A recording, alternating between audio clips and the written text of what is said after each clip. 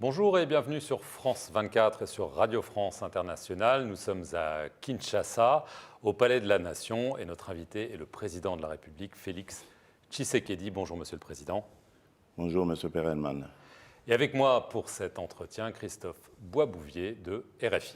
Monsieur le Président, bonjour. Bonjour Monsieur Boisbouvier. Monsieur le Président, les élections sont bientôt, elles sont prévues le 20 décembre. On a entendu beaucoup de rumeurs sur un possible glissement. Est-ce que ce scrutin se tiendra bien le 20 décembre en temps et en heure? Ça, c'est la première question. Et deuxièmement, est-ce que le financement est là? On a entendu le président de la commission électorale dire qu'il manquait 300 millions de dollars. Oui.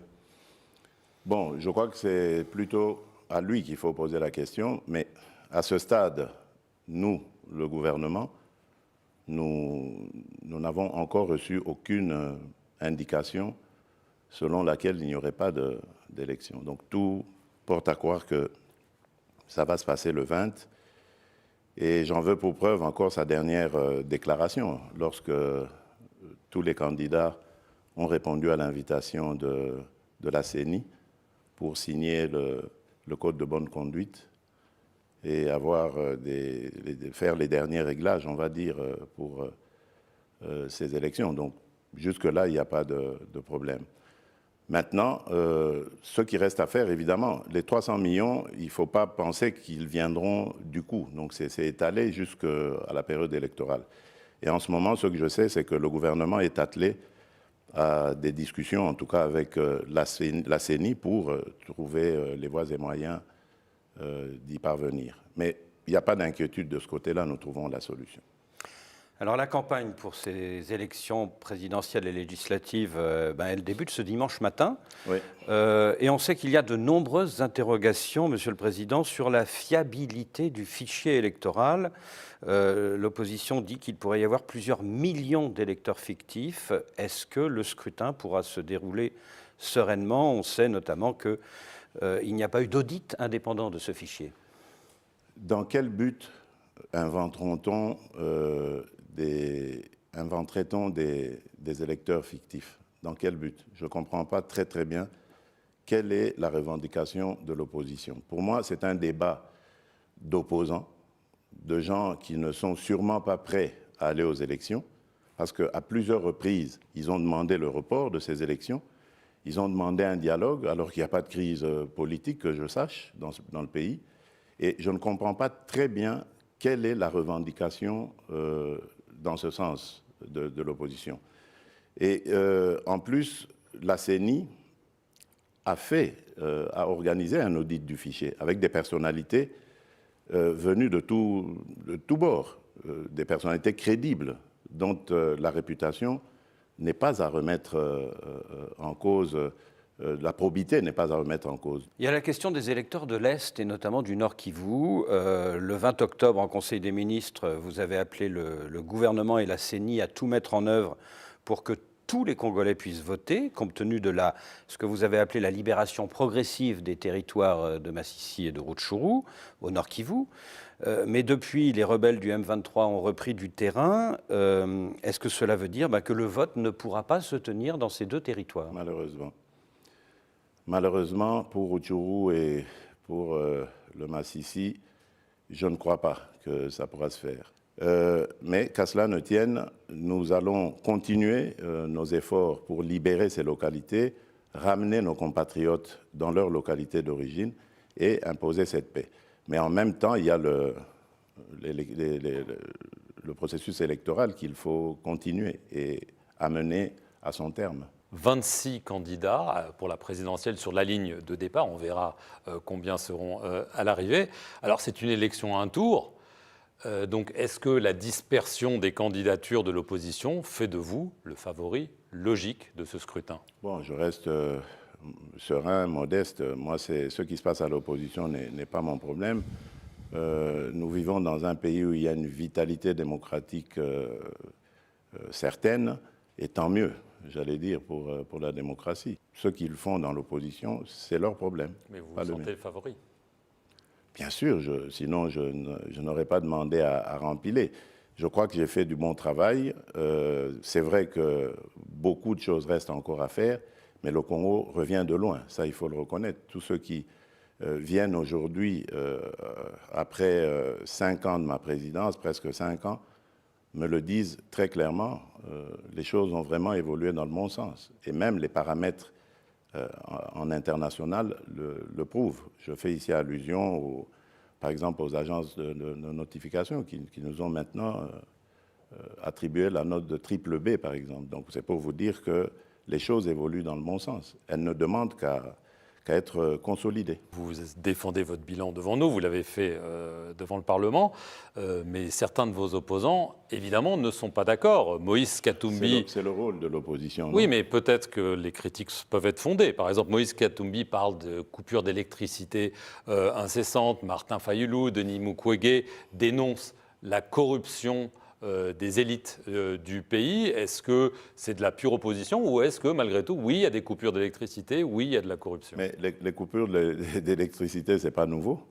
Ce que nous faisons, c'est d'essayer de juguler justement ces coupures intempestives.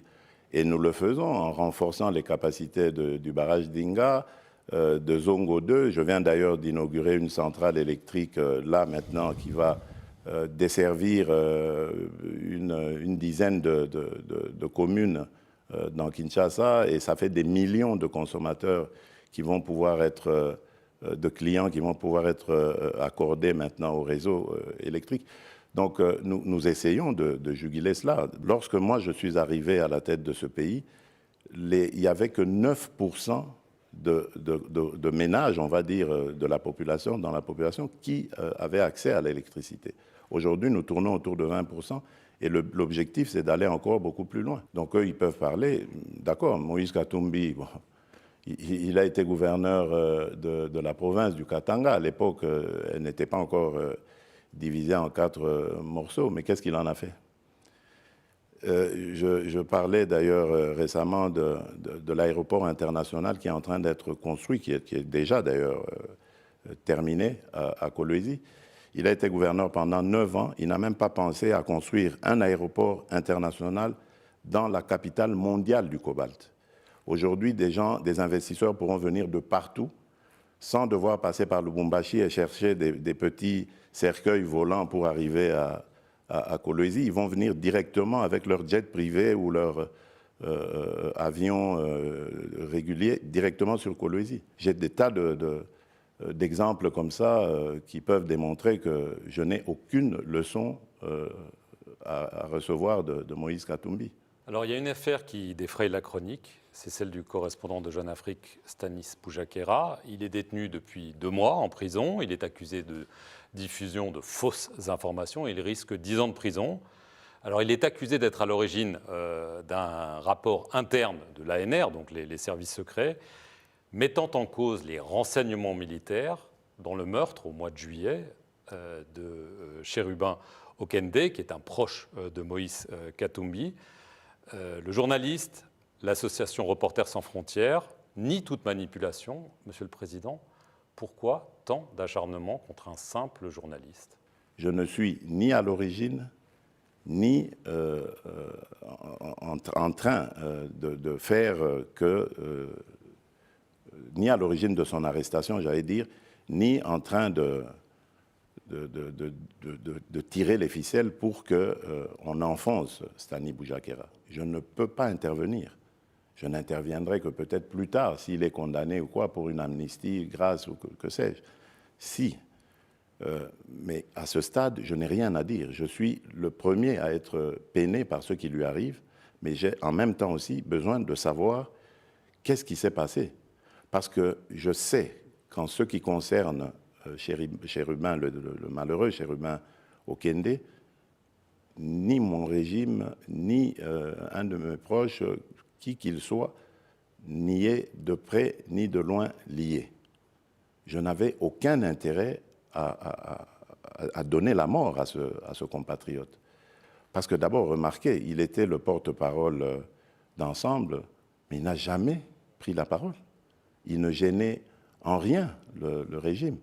Et quand bien même il y en a qui gênent plus que ça, qui qui profèrent des injures, des menaces, qu'est-ce qui leur arrive? Et pourquoi on s'en prendrait à Chérubin, le pauvre? Pourquoi chercherais-je à lui ôter la vie? Ça n'a pas de sens. Donc, pour moi, c'était aussi une curiosité. Je voulais aussi savoir, mais qu'est-ce que c'est? Pourquoi est-ce qu'on a voulu faussement attribuer au service de renseignement la responsabilité de la mort de Chérubin? Donc ça veut dire... Ce journaliste est responsable. Ça veut dire... Non, le journaliste, on peut l'avoir manipulé en lui faisant croire que c'est une information de première main. Et ensuite, on désoriente en fait les enquêteurs. C'était peut-être ça le but. Alors, il y a un mois, le secrétaire général des Nations Unies, Antonio Guterres, son envoyé spécial dans la région, ont parlé devant le Conseil de sécurité des Nations Unies et ils disent craindre une guerre directe entre le Rwanda et la RDC. Oui, mais à cause de qui? Les craintes sont là, d'accord, mais guerre directe. À qui la faute? Donc, nous sommes les victimes. Guerre, Monsieur le Président? Mais, moi, je n'exclus aucun scénario. Nous sommes les victimes. Donc on n'a pas regardé dans notre direction, il faut regarder dans la direction de ceux qui sont coupables de cette agression, de cette situation.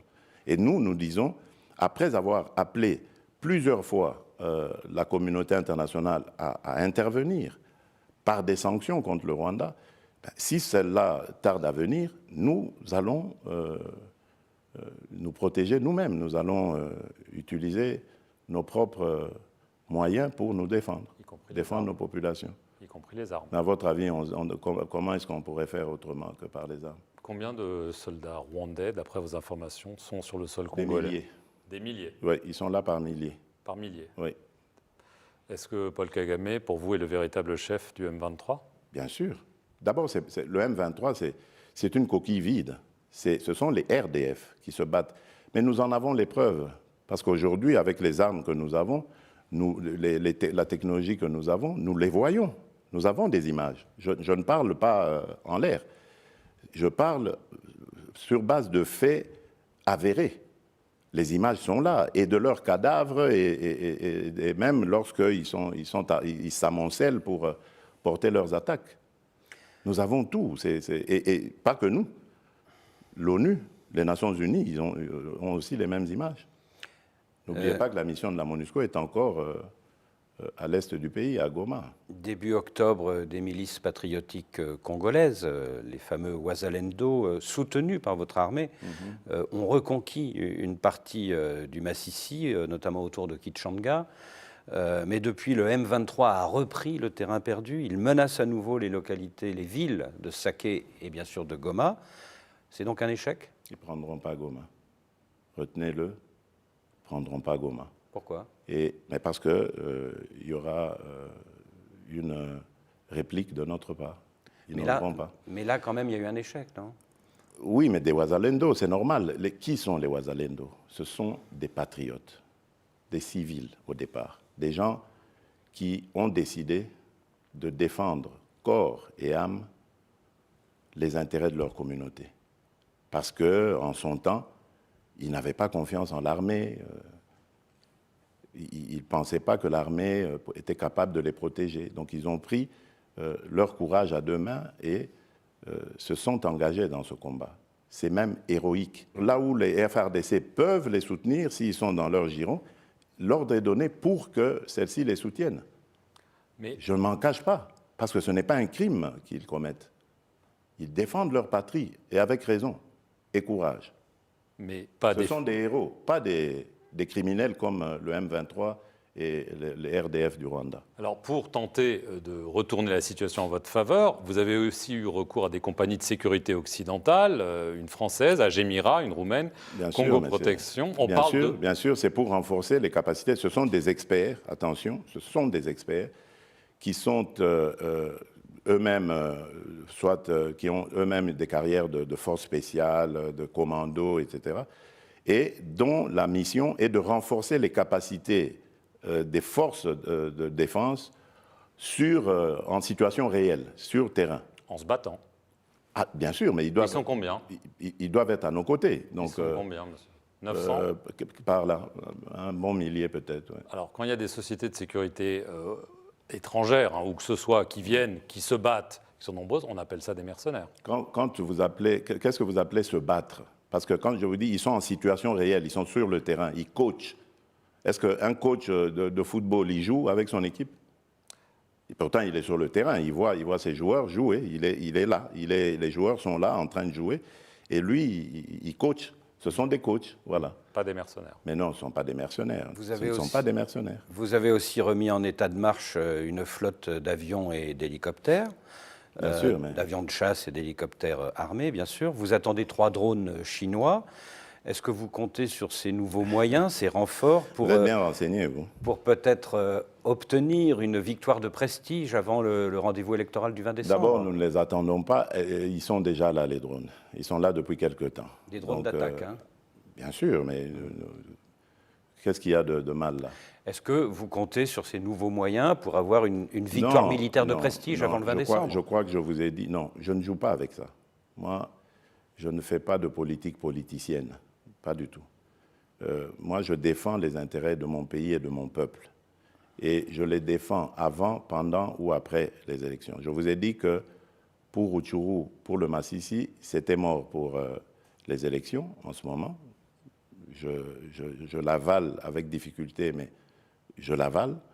Mais cela ne va pas nous pousser à baisser les bras. Donc l'urgence s'impose. Nos populations sont dans des conditions inacceptables. Il faut les ramener chez elles. Et donc, même pendant le processus électoral, les efforts pour les ramener vont continuer. Donc vous voyez que ce n'est pas lié du tout à un résultat quelconque qu'il faudrait avoir avant le 20 décembre. Monsieur le Président, merci de nous avoir reçus à Kinshasa. Et merci à vous de nous suivre sur nos 2 chaînes, France 24 et Radio France Internationale.